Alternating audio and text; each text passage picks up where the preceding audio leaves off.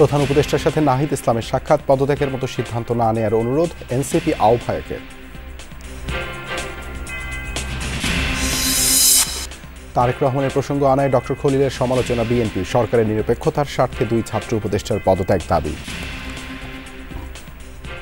যে সমস্ত উপদেষ্টাগণ একটি নূতন রাজনৈতিক দলের সাথে প্রত্যক্ষ ও পরোক্ষভাবে জড়িত, তাদেরকে অব্যাহতি দেওয়া প্রয়োজন।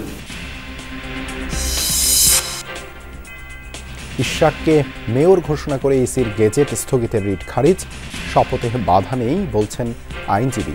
সরকারকে আলটিমেটাম দিয়ে কর্মসূচি স্থগিত। 2 জন ছাত্র প্রতিনিধি রয়েছেন, একটি নতুন রাজনৈতিক দলের সরাসরি সমর্থক এবং সংগঠক। তাদের পদত্যাগ না হওয়া পর্যন্ত এই আন্দোলন শেষ হবে না। নির্বাচন নিয়ে সেনাপ্রধানের বক্তব্য জন আকাঙ্ক্ষার প্রতিফলন বলছেন সাবেক সেনা কর্মকর্তা। করিডোর সহ অন্যান্য পর্যবেক্ষণও যথাযথ। আমাদের উচিত হবে যত তাড়াতাড়ি সম্ভব আবার একটা প্রক্রিয়ার ভিতরে গিয়ে একটা নির্বাচিত সরকারের কাছে ফিরে যাওয়া। করিডোর করাটা জাতীয় স্বার্থের সাথে সামঞ্জস্যপূর্ণ নয়। অন্তর্বর্তীকালীন সরকারের প্রধান উপদেষ্টা প্রফেসর ডক্টর মোহাম্মদ ইউনূসের সাথে দেখা করেছেন জাতীয় নাগরিক পার্টির আহ্বায়ক নাহিদ ইসলাম। ডক্টর ইউনূস পদত্যাগ করতে পারেন এমন গুঞ্জনে তিনি বৃহস্পতিবার সন্ধ্যায় প্রধান উপদেষ্টার বাসভবনে সাক্ষাৎ করতে যান। পরে তিনি বিবিসি বাংলাকে বলেন, সকাল থেকে প্রধান উপদেষ্টা পদত্যাগ করতে পারেন বলে তিনি খবর শুনতে পান, তাই এই নিয়ে আলোচনার জন্য প্রধান উপদেষ্টার সাথে সাক্ষাৎ করেন নাহিদ ইসলাম। প্রধান উপদেষ্টা দেশের চলমান পরিস্থিতিতে কাজ করতে পারবেন না এমন শঙ্কা প্রকাশ করেছেন বলেও বিবিসি বাংলাকে জানিয়েছেন এনসিপি প্রধান। রাজনৈতিক দলগুলোর এক জায়গায় পৌঁছাতে না পারলে কাজ করতে পারবেন না বলেও প্রধান উপদেষ্টা জানিয়েছেন বলে জানান নাহিদ ইসলাম। এই অবস্থায় ডক্টর ইউনূসকে পদত্যাগের মতো সিদ্ধান্ত না নিতে আহ্বান জানান এনসিপি আহ্বায়ক। এই সাক্ষাতের বিষয়ে যমুনা টেলিভিশনকে বিস্তারিত জানিয়েছেন এনসিপির যুগ্ম সদস্য সচিব মুশফিকুস সালেহীন। চলমান রাজনৈতিক পরিস্থিতি ও প্রধান উপদেষ্টা পদত্যাগ করতে চেয়েছেন এমন খবরের ব্যাপারে আলোচনা করার জন্য আজ সন্ধ্যা 7টায় রাষ্ট্রীয় অতিথি ভবন যমুনায় প্রধান উপদেষ্টা ডক্টর মোহাম্মদ ইউনূসের সাথে দেখা করতে যান জাতীয় নাগরিক পার্টির আহ্বায়ক নাহিদ ইসলাম। প্রধান উপদেষ্টা এই কাজ করার মতো পরিস্থিতি না থাকলে তিনি তার পদে থাকার ব্যাপারটি বিবেচনা করবেন বলে জানিয়েছেন। তো সেক্ষেত্রে এমন কোন সিদ্ধান্ত গ্রহণের পূর্বে জুলাই অভ্যুত্থানের আকাঙ্ক্ষা, লাখো মানুষের ত্যাগ, সেই ত্যাগের প্রতি দায়বদ্ধতা এবং পুরো দেশের মানুষের ভবিষ্যৎ এবং জাতীয় ঐক্যের বিষয়টি ভেবে দেখার জন্য প্রধান উপদেষ্টার প্রতি আহ্বান জানিয়েছেন নাহিদ ইসলাম।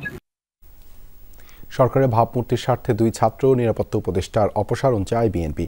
দলটির স্থায়ী কমিটির সদস্য খন্দকার মোশাররফ হোসেন বলেছেন, ডিসেম্বর ধরে সংসদ নির্বাচনের রোডম্যাপ ঘোষণা না হলে সরকারের প্রতি দলটির সহযোগিতা অব্যাহত রাখা কঠিন হয়ে দাঁড়াবে।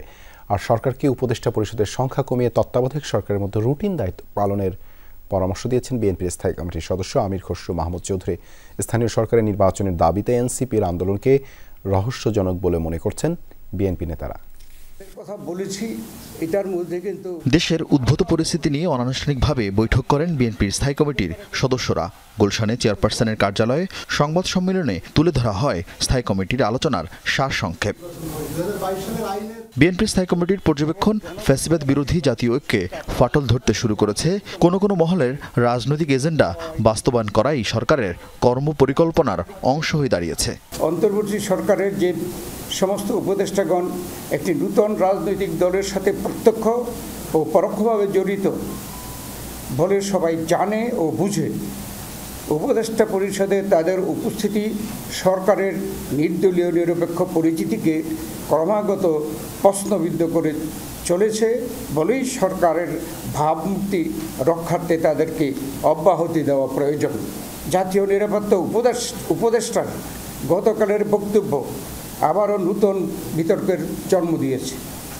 সরকারের ভাবমূর্তি রক্ষার্থে তাকেও অব্যাহতি দেওয়া প্রয়োজন হবে। কারণ আপনি যখন কেয়ারটেকার মোডে যাবেন, সংখ্যা আমাদের জানা আছে কেয়ারটেকারের 10 জন ছিল, ঠিক আছে, আমরা সংখ্যা বলছি না, কিন্তু আপনাকে সেদিকে যেতে হবে। আর যারা যারা বিতর্কিত এখানে তাদেরকে বাদ দিলে আমাকে সেদিকে যেতে হবে। কারণ আমি এটা নিরপেক্ষ নির্বাচনের কথা বলছি, নিরপেক্ষতার কথা বলছি। সুতরাং যাদের সম্বন্ধে বিতর্ক আছে তাদেরকে বাদ দিয়ে কেয়ারটেকার মোডের দিকে যেতে হবে, সংখ্যা কমিয়ে আনতে হবে। আদালতের প্রতি সম্মান রেখে মেয়র পদে ইশরাকের শপথ আয়োজনের পরামর্শ বিএনপির। এছাড়া নির্বাচন কমিশনের সামনে এনসিপির বিক্ষোভের ঘটনাকে রহস্যজনক বলেও মনে করেন তারা। একটি দলের নির্বাচন কমিশন ঘেরাও কর্মসূচি আমাদেরকেও ও সরকারকে বিব্রত করেছে। জাতীয় সংসদের নির্বাচনকে বিলম্বিত করার যে সকল উছিলা সৃষ্টি করা হচ্ছে, এটাও একটা উছিলা। দাবি করা হয় ডিসেম্বর সময়সীমা ধরে জাতীয় নির্বাচনের রোডম্যাপের হুঁশিয়ারি দেওয়া হয় সরকারকে সহযোগিতা না করারও। 2025-এর মধ্যে একটি জাতীয় সংসদ গঠনের জন্য অবিলম্বে সুনির্দিষ্ট রোডম্যাপ ঘোষণার দাবি জানাচ্ছি। এর অন্যথা হলে জনগণের দল হিসাবে বিএনপির পক্ষে এই সরকারের প্রতি সহযোগিতা অব্যাহত রাখা কঠিন হয়ে দাঁড়াবে। আমরা এখন বলছি যে এইরকম কর্মকাণ্ডের ফলশ্রুতিতে সেই সাহায্য, সেভাবে সহযোগিতা করাটা কঠিন হয়ে যাবে। এই কথা। এদিকে থাইল্যান্ডে চিকিৎসাধীন বিএনপি মহাসচিব মির্জা ফখরুল ইসলাম আলমগীর ইশরাক হোসেনের শপথের বিষয়ে স্থানীয় সরকার মন্ত্রণালয়কে দ্রুত ব্যবস্থা নেয়ার আহ্বান জানিয়েছেন। মন্ত্রণালয় এখন কোনো সমস্যা তৈরি না করে দ্রুত তারা ইশরাকের শপথের ব্যবস্থা করবেন। আরিফিন শাকিল, যমুনা নিউজ, ঢাকা। তারেক রহমানকে নিয়ে নিরাপত্তা উপদেষ্টার মন্তব্যে তীব্র নিন্দা জানিয়েছে বিএনপি। সেই সাথে তার বক্তব্য প্রত্যাহার করে পদত্যাগ দাবি করা হয়েছে। বৃহস্পতিবার দুপুরে নয়াপল্টনে সংবাদ সম্মেলনে দাবি জানিয়েছেন দলটির সিনিয়র যুগ্ম মহাসচিব রিজভী আহমেদ। আদালতের এই আজকের যে রায় যেটা দিয়েছে, এটা জনগণের প্রত্যাশার প্রতিফলন হয়েছে। ডক্টর খলিলের গতকালকের যে বক্তব্য, বাংলাদেশ জাতীয়তাবাদী দলের ভারপ্রাপ্ত চেয়ারম্যান জনাব তারেক রহমানকে জড়িয়ে আমি এর তীব্র নিন্দা এবং প্রতিবাদ জানাচ্ছি এবং বক্তব্য প্রত্যাহার করার জন্য আহ্বান জানাচ্ছি। দেশের উদ্ভূত পরিস্থিতি থেকে উত্তরণের প্রধান উপদেষ্টা ডক্টর মোহাম্মদ ইউনূসকে সর্বদলীয় বৈঠকের আহ্বান জানিয়েছেন জামায়াতের আমির ডাক্তার শফিকুর রহমান। বৃহস্পতিবার বিকেলে জামায়াতে ইসলামীর কেন্দ্রীয় কার্যালয়ে ডাক্তার শফিকুর রহমানের সভাপতিত্বে কেন্দ্রীয় নির্বাহী পরিষদের এক জরুরি বৈঠক অনুষ্ঠিত হয়। এতে কেন্দ্রীয় নির্বাহী পরিষদের সদস্যগণ উপস্থিত ছিলেন। পরে সংবাদ বিজ্ঞপ্তিতে জানানো হয়, বৈঠকে দেশের সার্বিক পরিস্থিতি নিয়ে বিশদ আলোচনা হয়েছে। এতে ডাক্তার শফিকুর রহমান দেশের বর্তমান উদ্ভূত পরিস্থিতি থেকে উত্তরণের জন্য প্রধান উপদেষ্টা প্রফেসর ডক্টর মোহাম্মদ ইউনূসকে একটি সর্বদলীয় বৈঠক ডাকার আহ্বান জানিয়েছেন। আদালতের রায় আশায় কাকরাইলের অবস্থান কর্মসূচি স্থগিত করেছেন ইঞ্জিনিয়ার ইশরাক হোসেনের কর্মী সমর্থকরা। তবে শপথ নিয়ে নতুন করে তালবাহানা করলে আবারও আন্দোলনে নামার হুঁশিয়ারি দিয়েছেন ইশরাক। এ সময় অন্তর্বর্তী সরকারের দুই উপদেষ্টার পদত্যাগের দাবিও জানান তিনি। এর আগে দিনভর আন্দোলনে অংশ নেন বিএনপির নেতাকর্মীরা।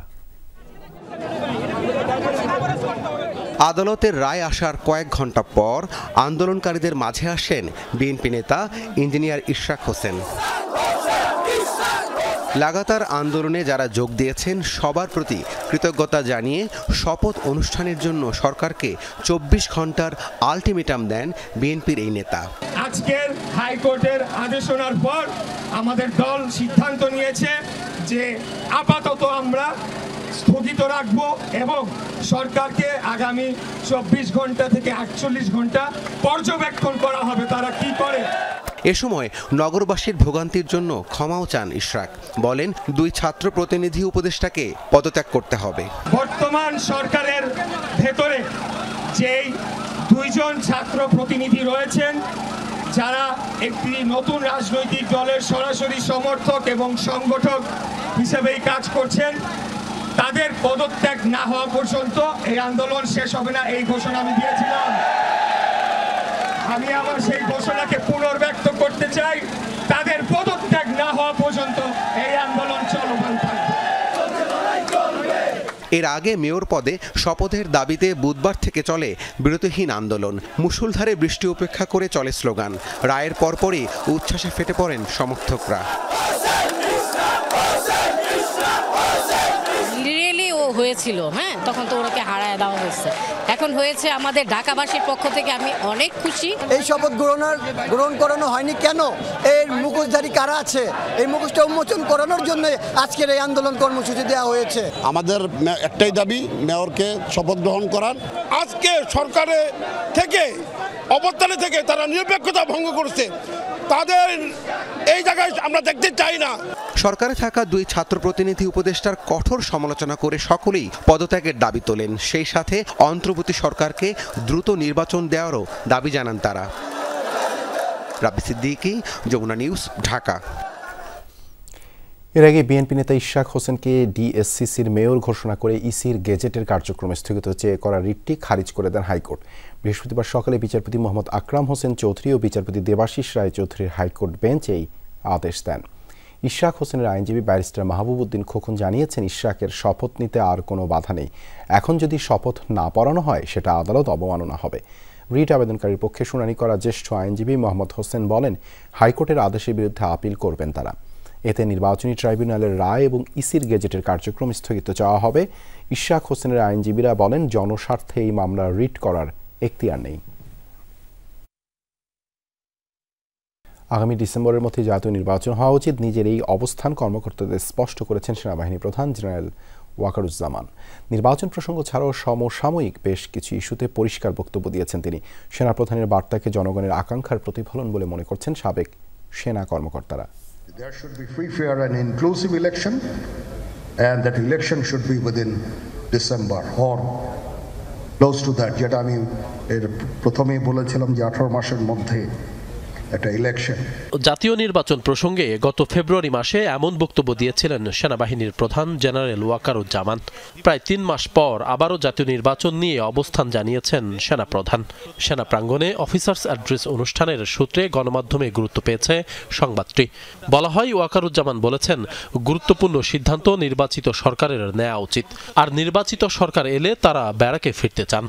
আমি চাই দেশ এবং জাতিকে একটা সুন্দর জায়গায় রেখে আমরা সেনানিবাসে ফেরত আসব।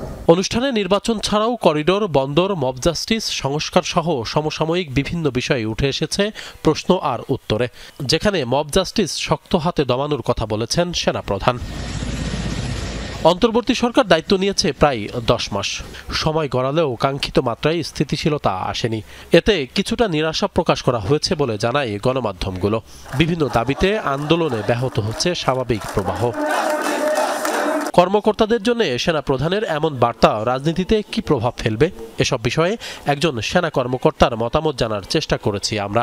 তিনি বলেছেন, জাতীয় নির্বাচন নিয়ে সেনা প্রধান যে বক্তব্য দিয়েছেন তা জন আকাঙ্ক্ষার প্রতিফলন।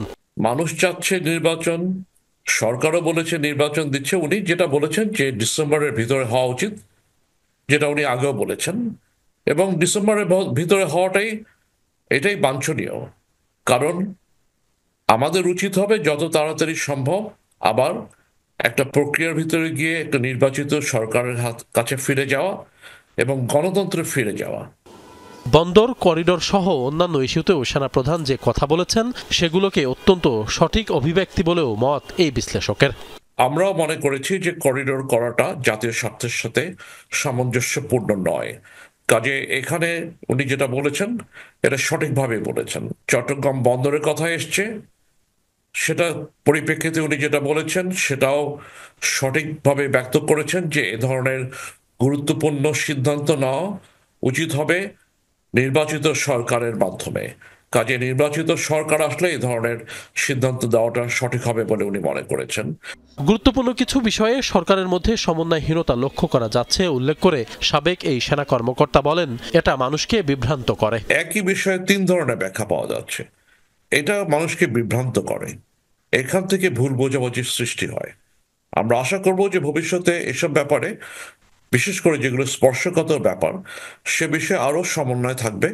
সেনাপ্রধানের বক্তব্য সবাই উপলব্ধি করলে জাতির জন্য মঙ্গল হবে বলেও মত এই সাবেক সেনা কর্মকর্তার। মবের কালচারের জন্য। আশিক মাহমুদ, যমুনা নিউজ, ঢাকা। সাভারের রেলিক সিটিতে অভিযান চালিয়ে অবৈধ স্থাপনা ধ্বংস করেছে রাজুক। এলাকাবাসীর অভিযোগের ভিত্তিতে সকালে অভিযান পরিচালনা করা হয়। এ সময় রেলিক সিটির বৈধতা না থাকার বিষয়টি স্বীকার করেন এর পরিচালক। অবৈধ স্থাপনা ও বিলবোর্ড ধ্বংসের পাশাপাশি পরিচালককে 10 লাখ টাকা জরিমানা, অনাদায়ে 1 মাসের কারাদণ্ড দেন ভ্রাম্যমাণ আদালত। ভয় দেখিয়ে 10টি গ্রাম দখলে নিয়ে রাজুকের অনুমোদন ছাড়াই তৈরি করা হয়েছিল রেলিক সিটি নামক আবাসন প্রকল্পের 8,251 বিঘা জমির নকশা। উচ্ছেদের পর সন্তোষ প্রকাশ করেছে এলাকাবাসী। না, এখন বৈধ নাই, এখন বৈধ না। আমরা তো ওইটা বলছি না যে আমাদের এই পুরো লেআউটটা আমাদের সবকিছু, কারণ এর মধ্যে অনেক কিছু স্থাপনা আছে, অনেকের বাড়ি আছে। আমাদের যে কাগজ দেখিয়েছে সর্বোচ্চ 10 বিঘা জমি হয়তো হবে, যেটা তারা কিনেছে অথবা বায়না করেছে, এবং তারা এই রেলিক সিটির নামে এই কাগজপত্র করেছে, কিন্তু এটা একটা প্রতিষ্ঠান যেহেতু নিবন্ধনই হয় নাই, এই প্রতিষ্ঠানের নামে তারা এটা কোনোভাবেই করতে পারে না। অন্তর্বর্তীকালীন সরকার নারীর অংশগ্রহণ বাড়াতে কাজ করছে। ঐক্যমত্যের ভিত্তিতে পদ্ধতিগতভাবেই নারী অধিকার নিশ্চিত করতে কাজ করতে হবে, এমন মন্তব্য করেছেন পরিবেশ, বন, জলবায়ু এবং পানি সম্পদ উপদেষ্টা সৈয়দা রিজওয়ানা হাসান। বৃহস্পতিবার বিকেলে রাজধানীর বাংলাদেশ পর্যটন কর্পোরেশনে আয়োজিত নারী ও শিশুর প্রতি সহিংসতা প্রতিরোধে মতবিনিময় সভায় কথা বলেন তিনি। নারীর অধিকার আন্দোলন বহু দিনের উল্লেখ করে রিজওয়ানা হাসান বলেন, ক্রমবর্ধমান সহিংসতা মোকাবেলায় একটি জাতীয় ঐক্যমত্যের ভিত্তিতে সম অধিকার ভিত্তিক সমাজ প্রতিষ্ঠায় সকলকে একসাথেই কাজ করতে হবে। আয়োজনে সমাজ কল্যাণ এবং মহিলা ও শিশু বিষয়ক মন্ত্রণালয়ের উপদেষ্টা শারমিন এস মুর্শিদ বলেন, নারী ও শিশুর প্রতি সহিংসতা রোধে যে 16 দফা দাবি আলোচনায় উঠে এসেছে, সেগুলো বাস্তবায়নের লক্ষ্যে প্রয়োজন যথাযথ আইনের প্রয়োগ। নারীর প্রত্যক্ষ অংশগ্রহণের বিষয়ে ঐক্যমত কমিশন কাজ করছে। নারীর প্রত্যক্ষ অংশগ্রহণ বাড়ানোর ক্ষেত্রে ঐক্যমত কমিশন কাজ করছে। কাজে অন্তর্বর্তীকালীন সরকার নারীর অংশগ্রহণ বাড়াতে কাজ করছে এবং ঐক্যমত গড়বার চেষ্টা করছে। এই দাবি তো আমি অবশ্যই করতে পারি। বর্তমানে যে অস্থির সময়টা আমরা কাটাচ্ছি, সেই জায়গাটিতে খুব সহজ, ভীষণ সহজ, যে কোনো মতনৈক্য বা মত বিভেদকে রাজনৈতিকভাবে ধর্মের অপব্যবহারের মাধ্যমে খুব কুৎসিত করে ফেলা যায়। শিক্ষকদের আন্দোলনের মুখে পরে পদত্যাগ করেছেন খুলনা প্রকৌশল ও প্রযুক্তি বিশ্ববিদ্যালয়ের অন্তর্বর্তীকালীন উপাচার্য ডক্টর মোহাম্মদ হযরত আলী। পদত্যাগের বিষয়টি নিশ্চিত করেছেন বিশ্ববিদ্যালয়ের রেজিস্ট্রার প্রকৌশলী মোহাম্মদ আনিসুর রহমান ভূঁইয়া। তিনি জানান, বুধবার পদত্যাগপত্র জমা দিয়েছেন সাবেক এই উপাচার্য। সামাজিক যোগাযোগ মাধ্যমে মেসেজের মাধ্যমে বিষয়টি নিশ্চিত করেছেন তিনি নিজেই। তবে কার কাছে পদত্যাগপত্র জমা দিয়েছেন এ বিষয়ে কিছু জানা যায়নি। এর আগে 1 মে উপাচার্য হিসেবে দায়িত্ব গ্রহণ করেন ডক্টর হযরত আলী। বিশ্ববিদ্যালয়ের শিক্ষকরা বুধবার থেকে তার উপর অনাস্থা জানিয়ে আন্দোলন শুরু করলে তিনি স্বেচ্ছায় পদত্যাগ করেন।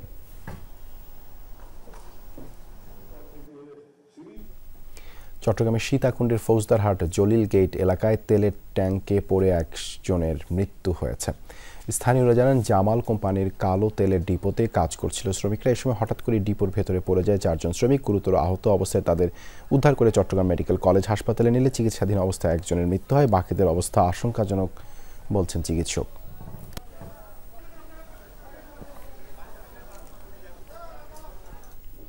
মিয়ানমারের সাথে মানবিক করিডোর নিয়ে কোনো সিদ্ধান্ত হয়নি। সীমান্ত জনপদের মানুষের উদ্বিগ্ন হওয়ার কোনো কারণ নেই, এমনটাই জানিয়েছেন প্রধান উপদেষ্টার ডেপুটি প্রেস সচিব আজাদ মজুমদার। বৃহস্পতিবার দুপুরে কক্সবাজারের লাবণী পয়েন্টের একটি হোটেলে সাংবাদিকদের এক কর্মশালায় তিনি এসব কথা বলেন। এ সময় তিনি আরও বলেন, মফস্বলের সাংবাদিকরা অনেক চ্যালেঞ্জ মোকাবেলা করে সংবাদ পরিবেশন করে থাকেন। রোহিঙ্গা ইস্যু, মাদক ও মানব পাচার, চোরাচালান সহ বিভিন্ন প্রেক্ষাপটে তাদের সংবাদ সংগ্রহ ও পরিবেশন খুবই চ্যালেঞ্জিং। প্রশিক্ষণ শেষে সাংবাদিকদের মাঝে সনদ তুলে দেওয়া হয়। প্রশিক্ষণ কর্মশালায় জেলার অন্তত 50 জন সাংবাদিক অংশ নেয়। সংবাদ সম্মেলনটা ফলো করার সুযোগ হয়েছে কিনা আমি জানি না, আমি সেখানে ছিলাম। উনি কিন্তু পরিষ্কারভাবে বলেছেন যে করিডোর নিয়ে কারোর সাথে আলোচনা হয়নি, আলোচনা হবে। যে জিনিস নাই সেটা নিয়ে উদ্বিগ্ন হওয়ার কোনো কারণ নেই। বাংলাদেশ ব্যাংক সকাল বিকাল প্রতিটা ব্যাংক থেকে ডলারের দামের আপডেট নেবে এবং সেই অনুযায়ী ব্যবস্থা নেওয়া হবে। এখন আর ব্যাংকে কেন্দ্রীয় ব্যাংকের কর্মকর্তা বা পুলিশ পাঠিয়ে এই দাম নিয়ন্ত্রণ করা হবে না, এমনটাই জানিয়েছেন বাংলাদেশ ব্যাংকের governor doctor Ahsan H Mansur.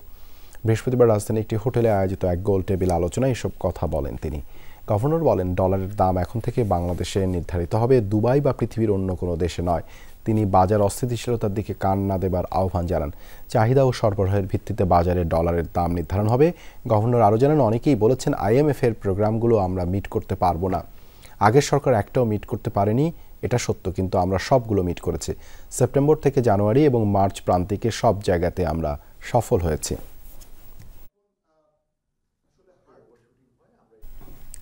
বৈষম্য বিরোধী আন্দোলনের মামলায় এজাহারভুক্ত আসামিদের গ্রেপ্তারের দাবিতে চট্টগ্রামে সংবাদ সম্মেলন করেছে ভুক্তভোগী এক পরিবার।